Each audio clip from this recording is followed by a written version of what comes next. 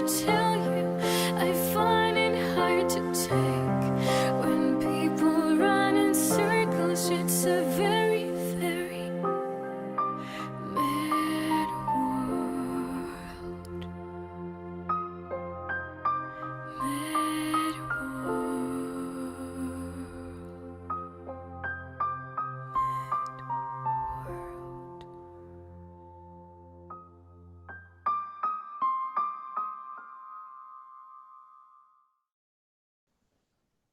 Hello, everybody. This is Dean Walker from Living Resilience and the Poetry of Predicament podcast. And this is chapter 2 of our being able to experience through the storytelling of and the recounting of Allison Frank and her recent experience of really tremendous circumstances.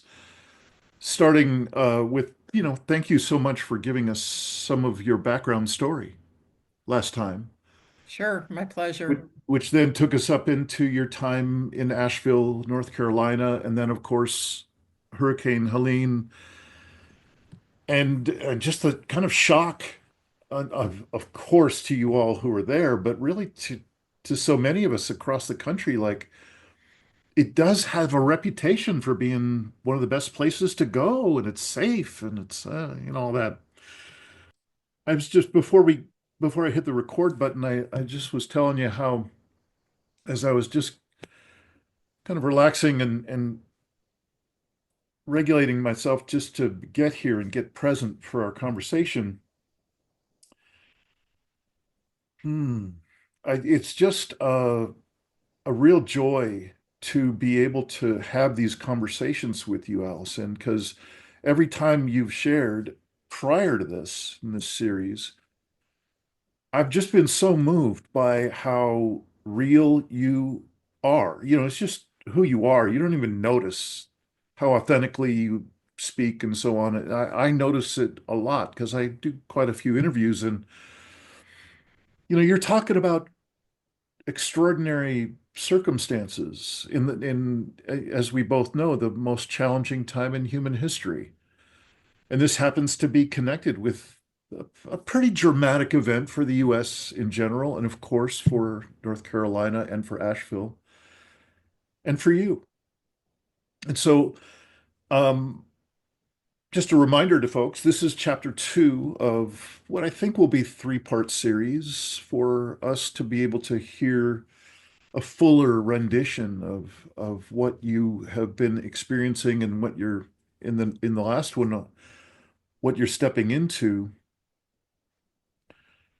And what I remember from the first chapter that we did last week, uh, you again gave us some of your historical background, some of your biography, and got us into your time, your years in Asheville, and then of course the hurricane time, and your clarity soon after the hurricane that Asheville wasn't going to be recovering anytime soon. Maybe not ever, but for sure not soon. And that meant for you time to go. And so, welcome back. Thank And you. yeah, and thank you so much for doing this series with me because it is such a perfect fit for in this Living Resilience is the name of the organization that's behind this podcast. And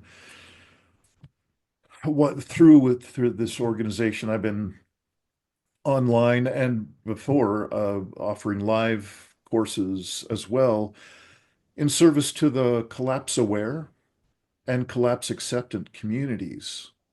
And to some degree it's around the world, but mostly folks in the USA. And so I'm really looking forward to hearing the part of your story that takes you from Asheville to what ended up being all the way across the country. And why these later chapters are so important, just from my perspective, is it's beyond the kind of dramatic element of the hurricane and obvious, destruction in the community and so on. That's big in there. But there's another part to this story that I think is not so obvious, but is really important that I predict we're going to be getting into. And that is, this is what it's like to be a refugee now. In terms of human-caused collapse of both Earth and human systems, both can easily cause somebody to be a refugee, to lose their home or their community or loved ones, and so on. So that's why I think your authenticity and your articulation is so important here, because I think it's going to sneak up on those of us who haven't had to deal with it yet. It'll look different, content will be different, but I think so much of the heart of what you share is a pretty good preview. So again, welcome, Thank and you. let's do this thing. Okay. Thank you for having me. Hello to everyone watching. I'm grateful to Dean for allowing me to do this. I mean, I'm doing this, so I hope this helps other people understand what we are all up against now. And you just don't think this is going to happen to you. I mean, and that goes for all of us. I mean, you don't ever anticipate the worst. But in in my case, I got hit by the hurricane. I was alone with no water, no power, no Wi-Fi, and I was terrified. Um, and around day 10, I realized this was not sustainable. So this friend of mine called me up and she said, "You have to get out of there. The water's contaminated." Now, I want to say this before I start. Survival is a very strong urge in humans. It's an instinct. And in the previous segment that we did, I said I was considering suicide because I didn't know what to do. But when my friend called me and said, "You have to get out of there," luckily, one of my neighbors had Wi-Fi and called me up. It was divine intervention, I guess, that I ended up at her house because I could use her Wi-Fi, and I put a plea on Facebook. And I didn't know who would see it, because you never know who's watching. But that was the only thing I could think of. I didn't know what to do. So I put a plea up on my page and I said, "I have to leave Asheville. I need some place to go. Anybody, got any ideas? I'll entertain anything." And I put it up there. It was in the afternoon, and I went home. And that evening, my college roommate that I hadn't talked to in 50 years called me up and said she was in the Buddhist community and she had a friend in Woodstock, which is a huge, it's a Buddhist center in America. I didn't know that, but she said she had a friend that she talked to and he had a room in his house and he welcomed me with open arms and gave me a great rental price. And it sounded really good because my options up until that point were Atlanta. I didn't want to go to a big city, or Salt Lake City, or I had a bunch of strangers respond, which was, is very kind, but I wanted to get out of a red state. I just thought this will be great. It's liberal, it's spiritual. I probably would fit in great there. And, and I thought, this is an adventure and I have to go somewhere. This is where you go, oh wait, I have a body. What am I going to do with it? Hmm. Because then it becomes a problem in the space-time continuum because you've got to drag this thing around with you. So, and I also want to say to your listeners that I realize I wasn't rational. Okay, I was totally traumatized. So when I'm making these decisions, I don't really know what I was basing it on. It was like a process of elimination. And I just picked the one that was the most appealing to me. Yeah. So Uh, I it, it, talked, huh? Allison, if I may, I just want to make mention that the first time I heard you on this particular track, where you just paused us for a second and you said, I just want to let you folks know I was under some serious stress here. I wasn't regulated like usual. You said it in different words, but and there's another way, perhaps you'll mention it later in later chapters in this story, where you just had this simple way of describing, I'm not okay. I'm not okay right now.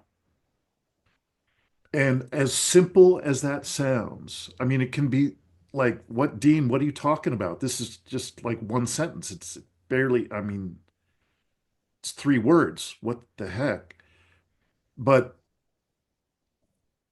this is a blind spot for sure in America and for sure in the privileged countries of this world where we just keep plowing ahead, everything will turn out fine. We get back to normal, get back to work and on and on. Just the usual way of surviving and then moving into whatever the next thing is. And there's something to me subtle and deeply powerful about naming that simple truth with regard to your system in that moment. So I don't mean make too much of a big deal of it because I know for you, it's just how you communicate and that's just how you did it. But I'm saying it's a big contrast to the average person, in my experience, in the USA, especially the privileged folk. So thank you. Well, you I'm mean you sorry. mean you I mean hope I haven't distracted you. to recognize that you're not okay Yeah, is okay. yeah, Um, that is true. I knew I wasn't okay. Um, one of the ways I knew I wasn't okay is because when I told my friends I was going to drive to New York, they reacted badly. They thought I was insane, and I didn't care what they thought because they were not living in my shoes. And I had very few options. And I was being a little selfish. I wanted to go someplace where I thought I would be happy. I mean, because if I was going to drive somewhere and I was going to relocate my entire life, I want at least part of this was I wanted to be happy about where I was going instead of being already depressed about having to go someplace where I didn't really want to go. That just doesn't work with me. And it was hard enough to realize I was going to pack up and leave and never come back. I mean, there were a lot of layers of what I was dealing with. And I was having to deal with the grief of just, I couldn't say goodbye to my friends. I couldn't take my furniture. I lost my job. I I mean, it was trauma compounded on top of trauma. Yeah. So I did have many conversations with this man that I was going to move in with. I at least did that. I was like, I'm going to make sure he's okay. I'm going to make sure we're on the same page. That's all I could do. I did as much as I could in the way of trying to make sure that where I was going was going to be safe and good. And again, I don't know what was going on in my brain. I mean, I thought I understood him, and so I had to, in 24 hours, I packed up my car, have a little bitty Honda Fit, okay? Those are teeny little cars, Yeah. and the only thing I could take was my clothes. I took some shoes, and I took my tarot cards. That's all I took. Um, And I mean, I left all my furniture. I left all my beautiful books. I had like a floor to ceiling bookcase with like esoteric books in it. I think that's the thing I regret the most, that I couldn't take them. And I got in my car. And in order to drive to New York, because of the damage from the storm, I had to drive 2 days south to Mm. get to a road where I could turn around and drive north. So, that was crazy. And yeah, nothing was really okay. And then halfway through the trip to New York, I'm in a hotel room, watching CNN, and they're announcing that there's a storm in Florida that's coming to hit Florida where all my family was. And so I was like trauma, like there's two. So now I'm impacted by a storm and I'm watching possibly my family getting devastated. And it just felt like it was too much. And I'm like, I don't know how this is going to end up. I don't know if I'm going to be okay or my family's going to be okay, but Yeah. you know, I just kept driving. So, 5 days later, I get to New York. I pull up in front of my new life. I meet my new roommate, and it's gorgeous. Woodstock, New York is gorgeous, and the house was lovely. And I start unpacking my car. And then the room he was supposed to give me, he didn't give it to me. He was going to give me the big bedroom, and he had changed his mind. So I was in this teeny little space, and the red flags start going up like as soon as I get there. Hmm. Um, the next day, he takes me to a farmer's market, and he introduces me to some of his friends, and he introduces me as a climate refugee, and he starts crying. And we get back to the house, and he looks at me and he goes, "Why aren't you crying?" And I said, "Well, if I start crying," I said, "I don't think I'll stop. This is self-preservation, that like right now I can't do this." Hmm. And he got mad at me, and he goes, "I can't be around you." And he went in his bedroom and slammed the door. And this is like a 65-year-old man. Yeah. So I'd been there 24 hours, and I'm like, I'm not going to be able to stay here. All right.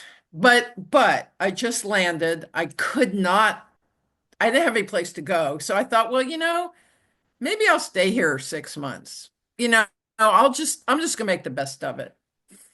And, I get up the next day and I go downtown and I start looking for a job. I just start trying to activate my life. Mhm. And I made some progress. I met some people. I toured the area. I don't, have you ever been there? It's absolutely magnificent. I have.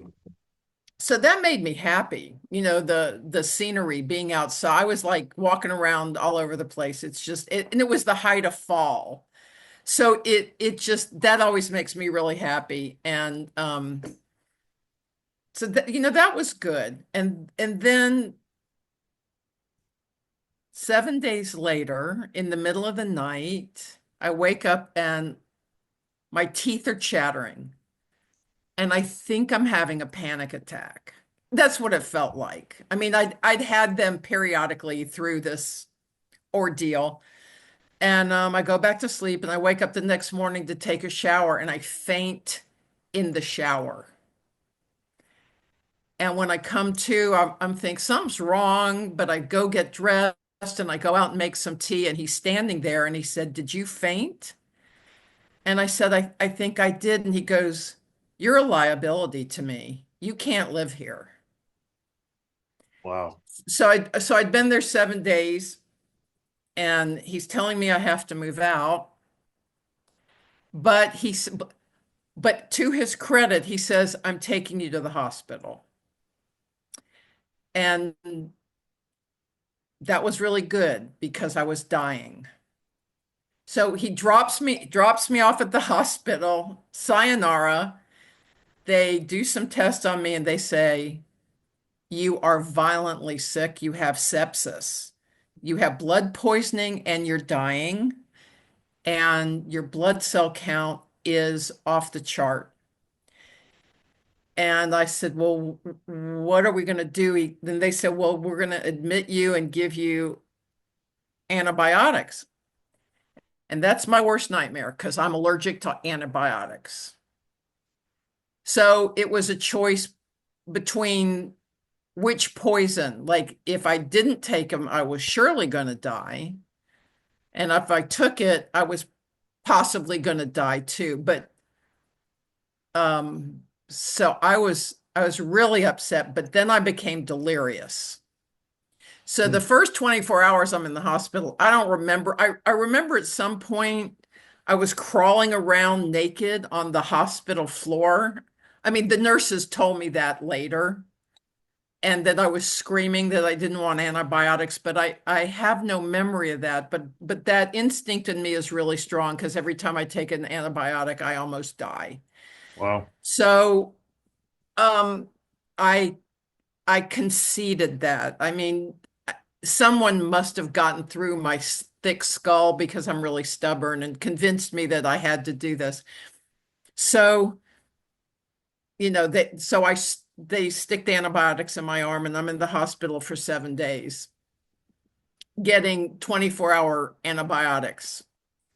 And I Mm. was violently sick. And they took really good care of me. The silver lining to this is if I'd stayed in Asheville, the hospital in Asheville wasn't functioning. So if I'd stayed in Asheville, I would have died. So you got to be grateful for these little small markers in Yes. the mix. And but while I was in the hospital, I became more worried about the man I was living with than about my health. He scared me. And when they let me out of the hospital, I went home. He wasn't there. I went to bed. I got up the next morning and he started in on me again about I was a liability. He didn't say I had to move out, but he was alluding to the fact that he didn't want me there. Hmm. Hmm. I was so sick, Dean. I mean, I couldn't conceive of packing up again. Yeah. And I had nowhere to go. So I figured, yeah, maybe he'll back off. Maybe I can stay here a while. I mean, again, so then I'd been traumatized the trauma was building. And I really knew I should leave. There was something in me like I should leave, but I was so sick I couldn't. And a couple days later, one evening, I was in the kitchen making some tea, and he was in his bedroom, and he came out of the bedroom and he grabbed me like he was going to assault me. And I stuck my elbow in his rib and I pushed him away. And I went in the bedroom and I locked the door and I called one of my friends up and I said, book me in the hotel room tomorrow morning somewhere in the area. I got to get out of here. So when I got up the next morning, he'd gone to work and I packed my car up and I moved into a hotel. And then I was officially homeless. And because I'd been so sick for the first 4 days, again, I don't remember much. I think I laid in bed and just slept because he was a threat. The threat was gone. And I was trying to regulate my nervous system, not to mention, trying to figure out how to heal up from all the sepsis. And so when I started coming out of this mental fog, then I got terrified because I actually was homeless and I had no, like, and then I'm in New York. So I did the same thing again. I put a plea on Facebook and and I was telling my story through the whole thing, in bits and pieces so that people could like track where I was or find out what was going on. And one of my clients called me up and she had a cabin she said I could stay in Southern California. And that was the only offer I got at that point. And I took her up on it and I said, but I'm going to have to wait because I was probably, I don't know, maybe 50% capacity. Like I Yeah. couldn't think. I was not available. I'm sure I was dissociating horribly. And and a lot of people were calling me. I know that they could tell I wasn't okay. So then again, I started telling the story, like I'm going to drive to Southern California Mhm. from New York State, upper New York State. And again, people couldn't believe that I could entertain that idea. But at that point, I was starting getting into this rhythm, like, well, I'm out there in the world, I'm on an adventure, and survival really is a very strange animal. It really propels you in a direction that you have no idea that you're capable of. And the entire time I'm going through this ordeal, I'm thinking about Gaza, how people in Gaza have nothing. They don't have hotels that they can go to or running water or Mhm. or like somebody that's going to help them. So I was trying to balance in my brain that my life wasn't terrible. It wasn't ideal, but I had options and I had health care and I had friends. So I had to wait another week. So I spent all this money living in a hotel, not something I really wanted to do. But I also I had to be well enough to drive 3,000 miles. So the day after the election, oh yeah, and then there was that. Then there's, you know, like yeah, you need some more stress, right? Yeah. Because you don't have enough. And so I got up the next morning, Trump was elected. I was like, great, I can get my car, I can switch gears in my head and not worry about politics. Yeah. So I drove for 7 days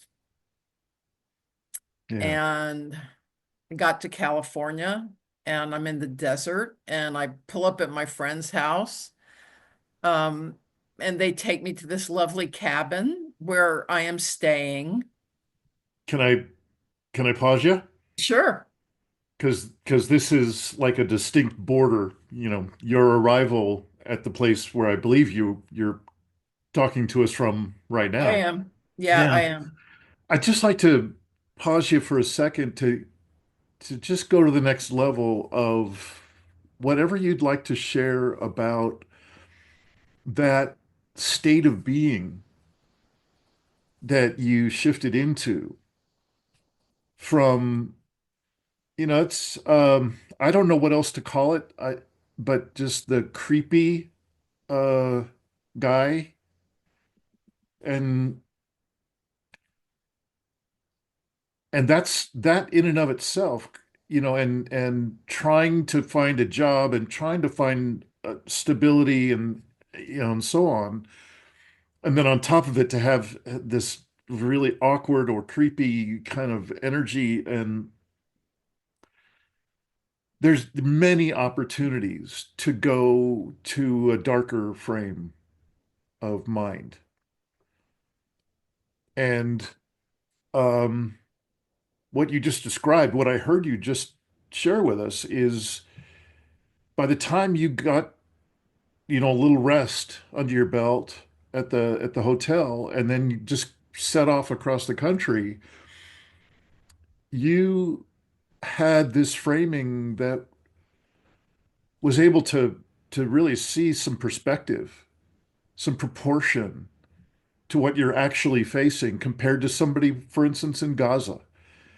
That's a stark contrast, no matter how you slice it. And to gain another, subtle thing like, Dean, what's the big deal? Let's move on with the story or something. But for me, I am left with that there is this exceptional simplicity and this kind of warm curiosity about, okay, what's this next thing going to be?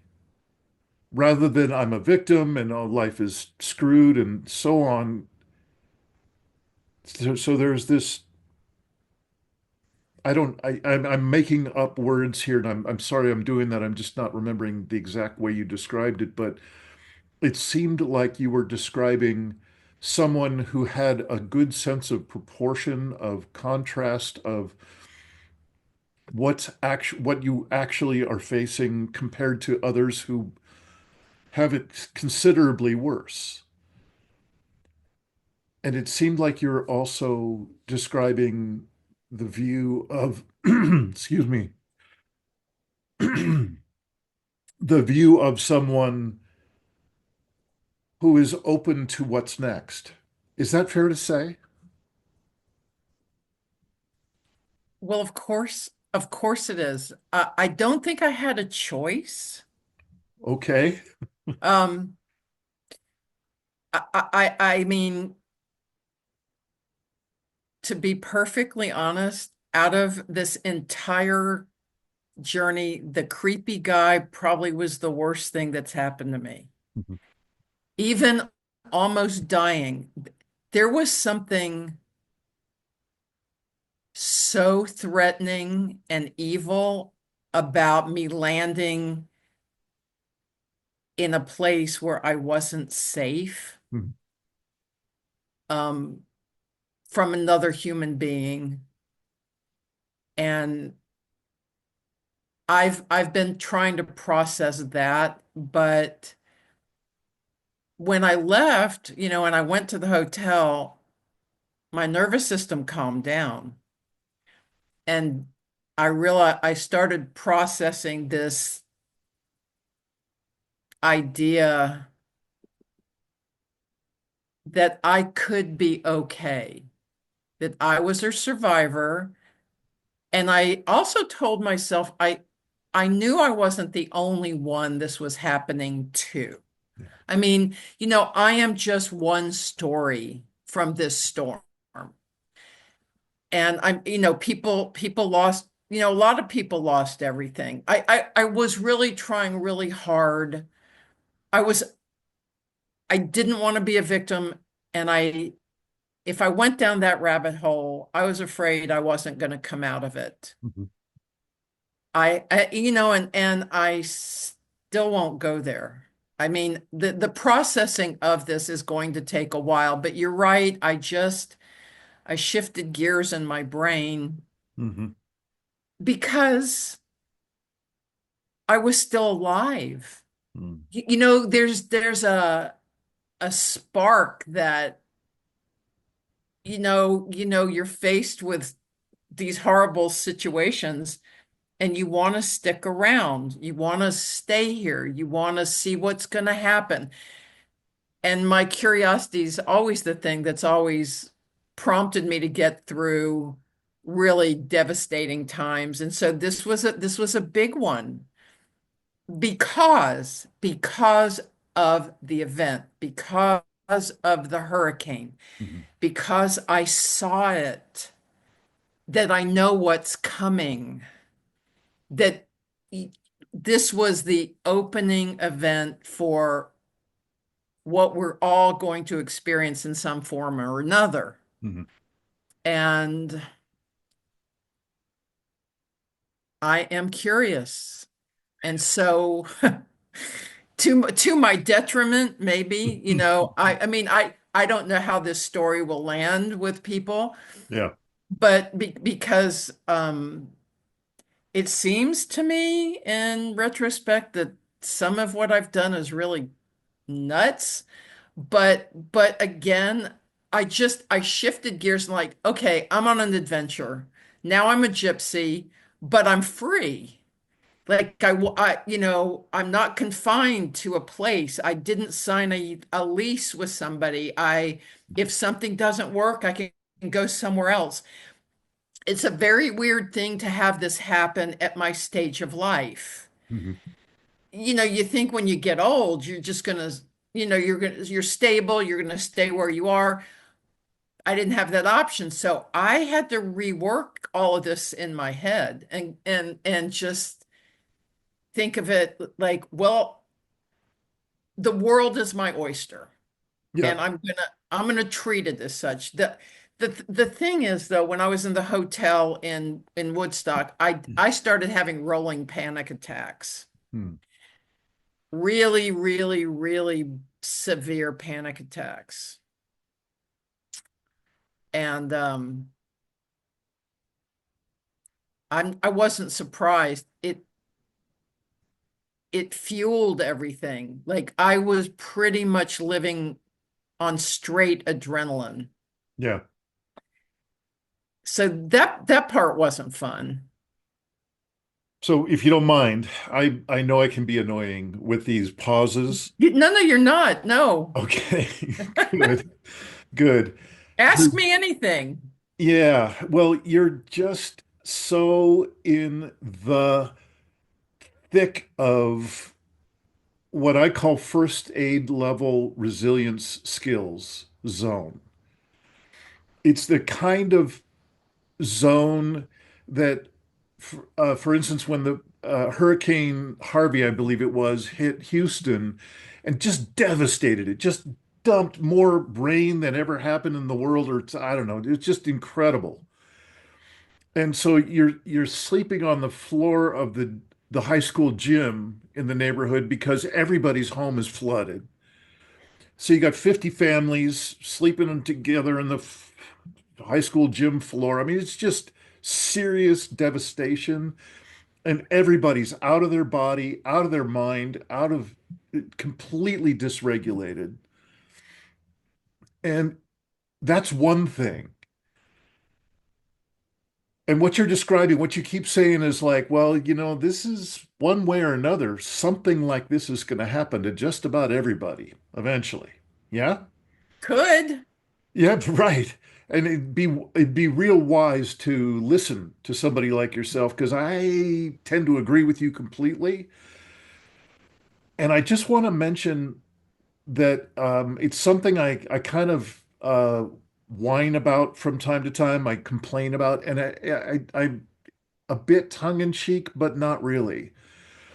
And what I'm whining about when I'm whining is that it's very difficult. It can be a tough sell to ask people to watch a couple of videos about this, about the first aid level resilience that it takes when you're really in the thick of it, when you're really like, bam, it's happening now, or even it's happening 2 weeks into it, and you're realizing, God, I now don't even have a job to go to. Kids aren't going to go to school for a long time. We're obliterated here. And that those are very special skills. And, I'd love to hear whatever you were able to muster because I don't hear many folks have a lot of skills. There are some that do. They learn some from their parents or their grandparents or figured it out on their own to be able to return themselves to their body, instead of being checked out and dissociated, bringing themselves back by making contact with their body. I'm squeezing my thighs right now to just this is one of those simple exercises to remember I'm in a body and to remember breath, which is, easily the core of it all in terms of those basic skills. So just being able to remember, okay, I can work with my breath and I can bring myself back to a little bit less anxiety and then just maybe a little bit less. Calm my system down and maybe, just maybe, be able to bring more of my attention and my care to my loved ones here on the high school gym floor. So I thank you for again, let me just pause you and there is some way, I don't know what your history is with these kind of self-regulation skills, but um, it's so interesting to hear you describe each kind of chapter as it unfolds and what it was like to be in that chapter and what some of the good things were that you're able to resource in some way. And then when you hit some challenges like rolling panic attacks, holy moly. So thank you. And I'm hoping for folks who are watching this video, and if you haven't experienced something at this scale, where your whole life is disrupted at scale, this can be a gentle wake-up call for the rest of us who haven't experienced something like you have. It's a gentle but firm wake-up call to might be a good time to learn about these skills, whether or not you ever need them. So thank you for letting me do this. And please take us wherever you'd like to take us, either more about the skills or the panic attacks, or that you've just arrived in Southern California. Well, let's talk about the skills, right? Yeah. So many years ago, when I moved to Asheville's this beautiful, national forest. The city's built in a national forest. I became accustomed to being outside every single day and walking, hiking with a friend, with my dog, by myself. That was my practice. Mhm. And I moved to a certain part of the city where there was this magnificent lake right in the middle of the city that had a 2-mile trail around it. So when I moved there, I thought, I'm really going to take advantage of this. I'm going to structure my life around this. And every morning I'd get up, I'd have a cup of tea, and I'd go to the lake the first thing in the morning and I'd walk around the lake. I did that religiously, unless it was Yeah. below 10 degrees. Yep. I did it rain, I did it shine. If I didn't do it after I got into this practice, that was my walking meditation. I Yep. worked everything out. If I had a problem, 20 minutes into the walk, things became clear. I could see better. I could think better. I was alone with nature. It makes a difference. It makes a huge difference. Yeah. So I did that. Okay. The morning of the hurricane, I got up and I walked around the neighborhood because I wanted to look. Yeah.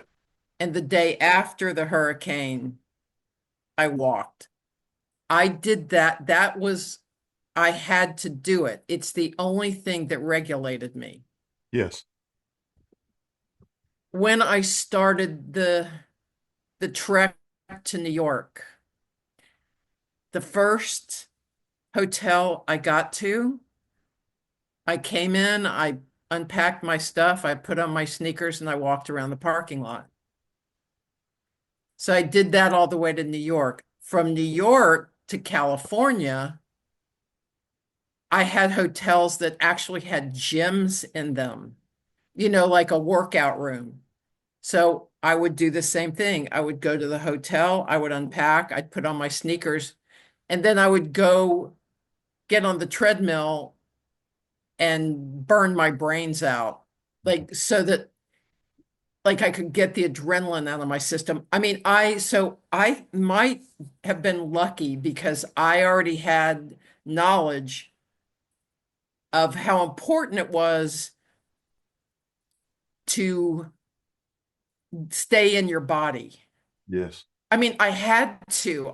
That was the only like if I was dissociating and driving, I was going to kill myself. And so I already had that. That I couldn't meditate because I I didn't have access to that degree of quiet. I Mm. couldn't quiet my brain, but I could get some endorphins into my body. Mhm. I mean, everybody should do that anyway. Every day you should do something for yourself, right? But thank God, I don't think I would have survived if I had not had this because that adrenaline it burns through you. It makes you sick. Um, and the other thing I did is when I got to Woodstock, I went to a health food store and I said, could you help me? Can you calm me down? So they gave me magnolia bark capsules. I put everything I could, like I knew how bad a shape I was in. I mean, I wasn't lying to myself. I was terrified and talking on the phone to my friends, it was wonderful and it was supportive, but I was living in my body. And I was not okay. And so I was like, I'm going to have to do everything I can. Mhm. One of the other things I did, this sounds really crazy, but since I was in a hotel and the water was free, I'm a firm believer in hydrotherapy. And I was taking 4 or 5 showers a day, hot showers. And that's just for me. But there's some like if I would get real stressed out, I go stand in the hot shower. Maybe it's like your mother's womb. I don't know. But it was very, very soothing. Yes. And so I already had in place some really strong practices that I could employ to keep me going. Hmm. And I got to Southern California, and as soon as I got here, I went and joined a gym because you can't walk around in the dirt out here. There's coyotes, there's all, this like I'm in the middle of nowhere and I don't feel safe walking around in the desert.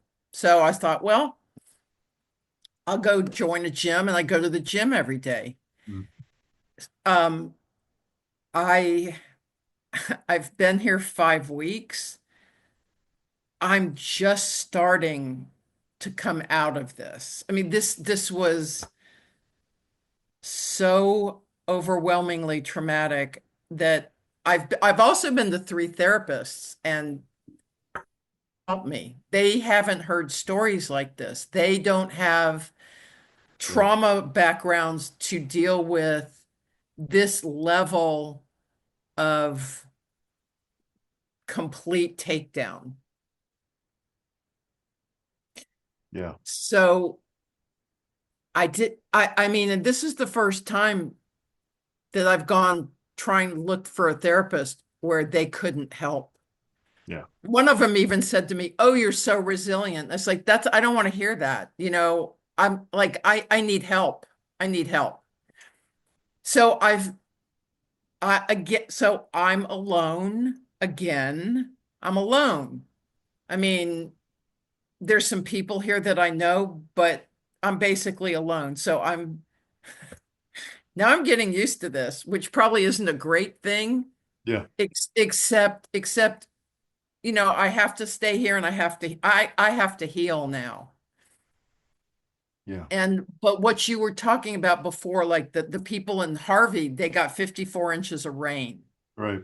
Like, what happens to all these people? I'm not the only one. The people in Hawaii where the whole city burned down, or Paradise, California, where the city burned down, or Harvard, like any of these disasters.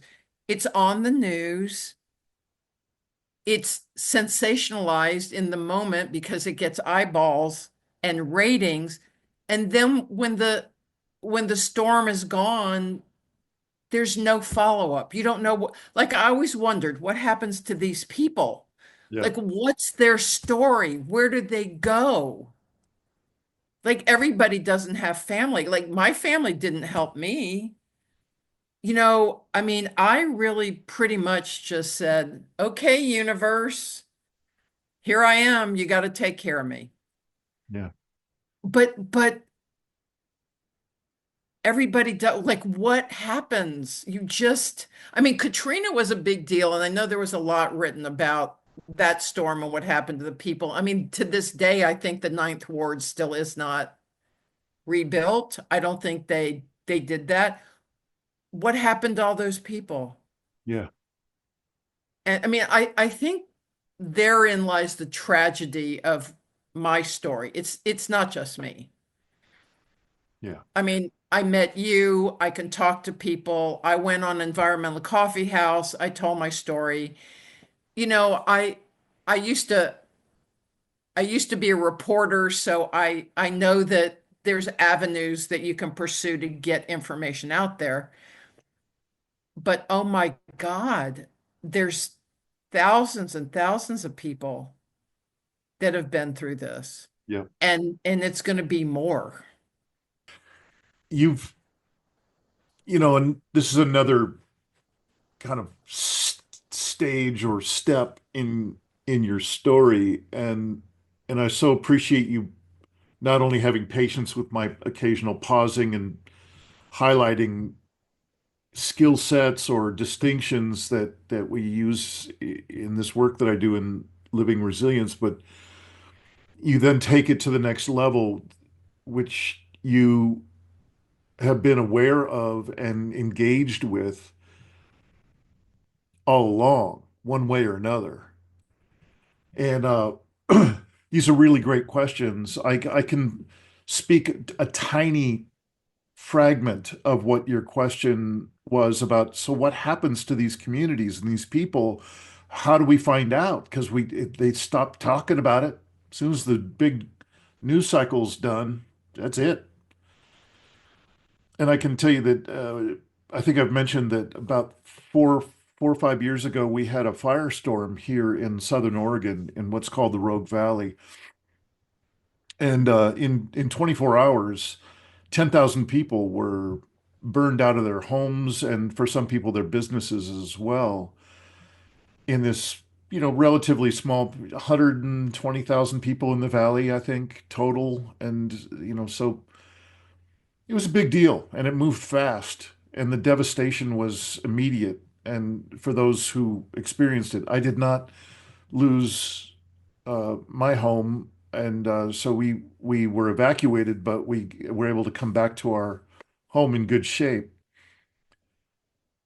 And I work for a small grief facilitation organization here in Southern Oregon called Winter Spring. It's remarkable programs, and many of them are online. So I'll put the link to that for people who would like grief facilitation, a number of different kinds. If you've had different kinds of loss, chances are that Winter Spring can offer a support group kind of environment for that. Um, and what I can say is, after leading that grief group for for the first 3 years after the event, um, which we don't do anymore. The stories were still very fresh, and they were vivid down to how fast it was that the fire spread. And it was trauma on steroids because they had no idea how fast it was coming. And I lost count of the number of stories that was people who live in small suburban neighborhoods here in the valley, and they live up, for instance, a story I remember, the person living on a cul-de-sac with, you know, what, 10 houses in the near vicinity. And they weren't listening to the news, and didn't really know anything was happening. They didn't know to look outside. They didn't know. And somehow they got at the last second, went outside and just realized what's going on. There's something going on. It's strange. The whole neighborhood had evacuated, and nobody had knocked on this person's door. So it was a shock for them. And that's just one of many, many stories. And I don't want to go down too far down that rabbit hole. I guess what I'm saying is that kind of like the last layer that really caught my ear was you're describing the rolling panic attacks that were a part of one layer of your experience, and kind of your system trying to off gas this amount of trauma and so on. And this is another layer of how how do people recover, and what are the resources for recovery, not just of a home or a neighborhood, but our hearts and our trust and our experience of stability. Does that spark you to say anything? Yeah, that was one of the things I was going to mention. So the trauma is one part, and then the recovery's the other part. And you can't be do both things at the same. You've got to go through the trauma part before you can start the healing process. One of the things that has been shocking to me is the fact that I would say 50–60% of my friends don't want to hear any more from me about this. And they go, "You're okay now, right?" And again, it's like, no, I'm not okay. But I will tell you, so I should be grieving. I am so angry. Like I'm being fueled by anger, because this is the only time in my life where I have desperately needed unconditional support. I mean, anybody that heard me knows what I was going through. The minute I got to New York, the minute I got to California, people would say to me, "Well, you you're fine now. And I'm having a really hard time believing that they really think that. They don't want to hear it.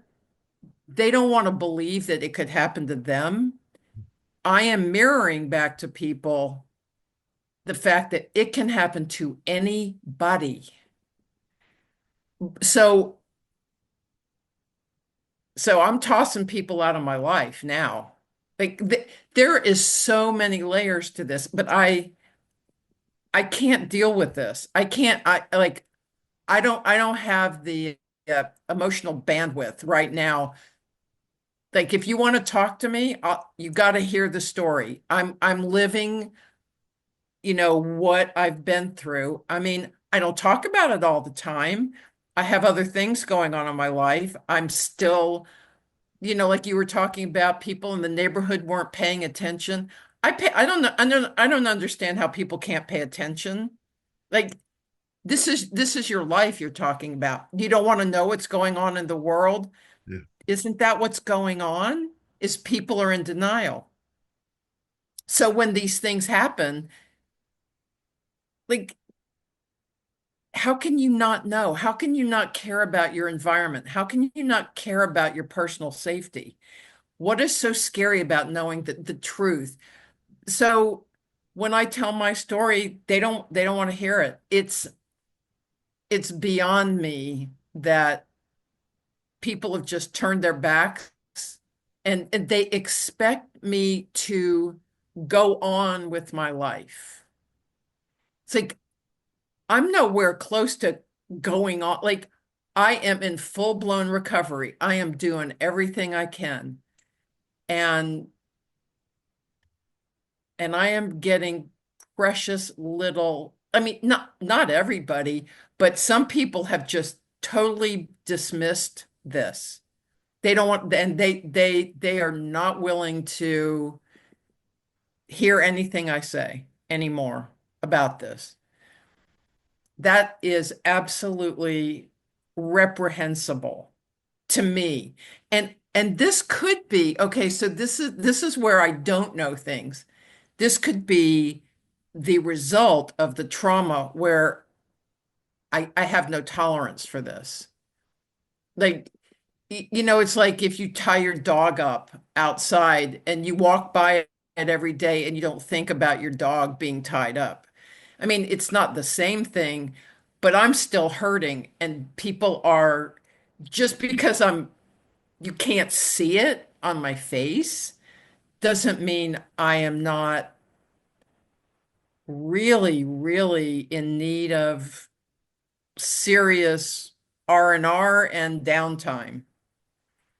And, And and I'm sorry, but it just seems like there might be just a little bit longer list, and this is just me projecting, so bear with.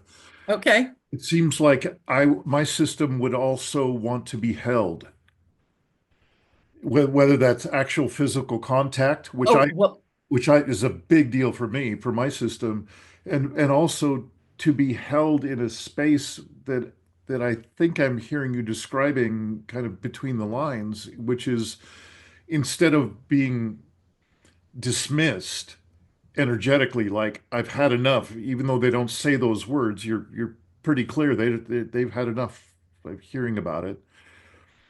Instead of that end of the continuum, you might be hungering for someone who says, I can offer you a space. Would you like to share where you are now? How's your heart? How you doing? To have space held for you. Is that pretty well, well, it is. I mean, I do get some of that, good? you know, 50% of my friends have given me that and are listening. The other thing I did is as soon as I got here, I went and found an acupuncturist. I mean, I need physical contact. Like, the needles go in and it automatically shoots off endorphins. Like, and I'm getting touched. I haven't gone to get a massage because I am afraid somebody starts rubbing on me, I'll just burst into tears. I'm not ready for that phase of this yet, like the Yeah. total breakdown of grief. Um, you know, I can feel it coming, but not yet. Yeah. But yeah, I mean, that's really all I need. That's all any human needs is to be heard Hmm. and not to be trivialized. And you can trivialize somebody having a flat tire or, having the flu, but um, I'm so disappointed that I'm seeing this side of people that I didn't know exist. Maya Angelou said, when people show you who they are, believe them. Hmm. And I either didn't see it or chose not to see it. But it's also making space for a new chapter in my life where I don't do this anymore. And I make like choices, like there has to be balance and respect in relationships instead of, me giving and giving and giving by virtue of what I do. That is what that I do that all the time. I give all of my energy to anybody that's in my space. So I have a very difficult time understanding why somebody that's supposed to be your friend is so selfish and they won't do that. It's not like they don't know. They're not stupid. Yeah. But I do think part of it is there's so much threat out there now, and collapse is you really can't get up in the morning and not see some kind of Hmm. disaster, I mean, it's bleeding its way into mainstream media. They can't ignore it anymore. Yeah. And you can be anywhere. So I think I'm just this ugly little mirror that's not allowing people to live their peaceful lives and go shopping for Christmas presents Yeah. and just ignore what's happening in the real world. Yeah. So I'm hearing you describing an atmosphere that you're carrying a lot in this Southern California chapter of where you're actually calling in from right now. This I is, am right. and this is part of the atmosphere that you're living in now. And it's seeming like we might be starting to close the envelope of this chapter. There is, if we keep going with this thread, we'll have another chapter probably next week. Yeah, part three. Yeah. And so I'm curious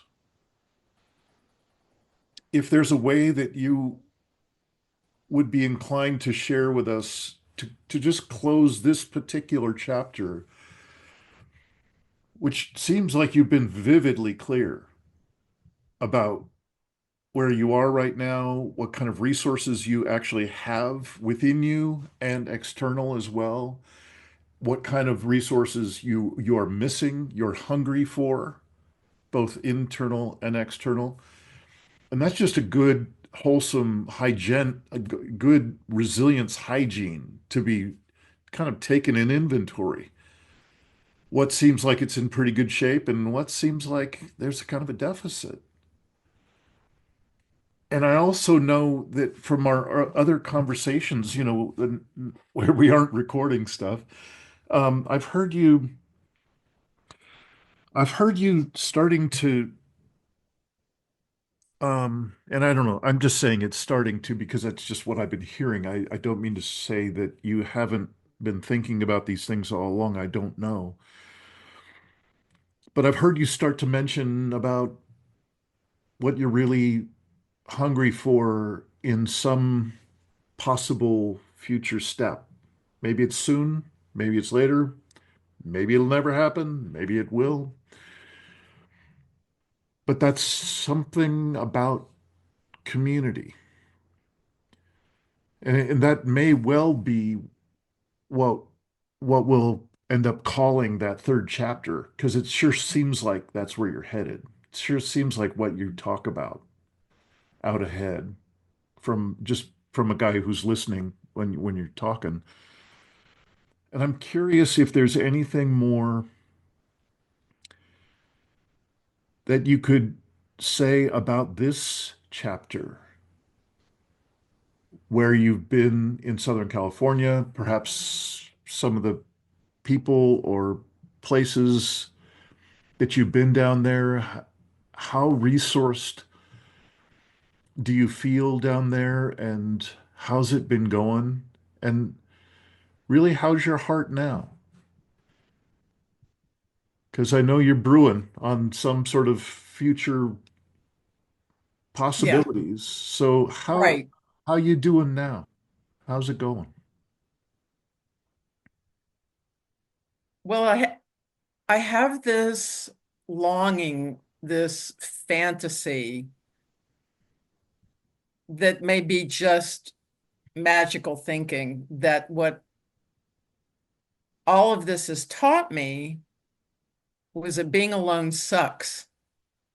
I mean, I thought that before, but Mm. I'm sure of it now. So I've had this idea, like it's a little seed that's growing and it's been growing, but it was growing in fertile soil. And then this hit. Like, this seems absolutely imperative to try and craft a living situation with other humans to live a better life in the face of what's coming. And I feel that very, very, very strongly. And now that I've been given an opportunity to talk to, people through, these media platforms, I have been hoping that someone would hear this, other people would share this vision that I have. Hmm. And I've talked about it extensively with people I know. I've been talking about it for years. I've never been able to get anybody interested. But now things are speeding up. So it might look different. It might feel like a good idea. And I don't think it has to be that complicated. We don't have to buy $1 million farm. We could rent a house somewhere, Hmm. in the country. Yeah. That's what ultimately I would like to manifest. Hmm. So it's been out there, and maybe again, this, I don't want to say this is a silver lining because that's ridiculous, but it's really compelling me not to use this as an idea, but to actively seek it and to try and get other people excited about a life we can have and live a decent life in the face of everything. I think you can have both things. I think you can be in the end times, and I still think you can have a good life. Yes. So I'm sure of that. I don't know if I'm going to be able to accomplish it, but that's what I want. So I'm ridiculously optimistic. That's how my heart is. Yeah. And every single day, it, I'm embarrassed to say I'm excited about what the potential could be. Yeah. Um, I don't know if that's rational, but you know, like who wrote Chris Christopherson wrote Me and Bobby McGee, like freedom's just another word for nothing left to lose. I'm the president of that club. Okay. I'm the vice president then. Okay. So, so, so you know what? If anybody wants to join me, I'll be the Pied Piper and I'll lead us out into like it doesn't have to be complicated. Yeah. It doesn't have to be these, intentional communities that cost millions of dollars because people like me don't have it. We got resources, we got talent, we got skills, and if we hold a vision together, wow, it could be wonderful. Hmm. We could have dogs and goats and chickens and I mean and everybody'd work together.